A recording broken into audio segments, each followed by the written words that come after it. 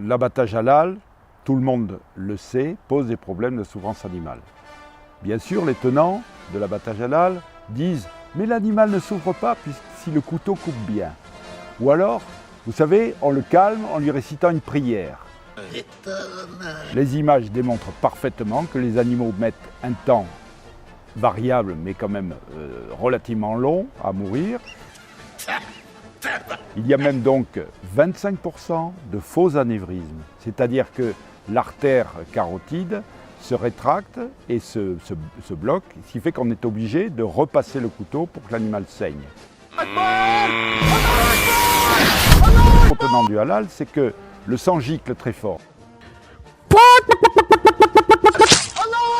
Toutes les analyses qui ont été faites de façon scientifique, notamment par l'Académie vétérinaire, montrent que la saignée est bien meilleure sur un animal étourdi que sur un animal qui ne l'a pas été. L'animal n'étant pas anesthésié, on ne peut pas pratiquer une incision précise au niveau des vaisseaux comme on le pratique en abattoir sur les animaux étourdis. L'animal met en œuvre, et c'est logique, des mécanismes de survie. La section large du cou a aussi comme caractéristique de couper un très gros nerf qui s'appelle le nerf vague ou pneumogastrique, qui passe à cet endroit-là, et qui provoque chez l'animal une sensation donc d'étouffement, puisque ce nerf règle justement la respiration. C'est rigolo.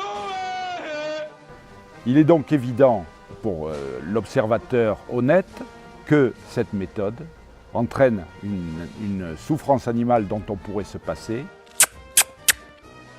Et c'est une méthode exotique qui ne correspond absolument pas aux données scientifiques qui ont été établies au fil des années, au fil des siècles par notre société.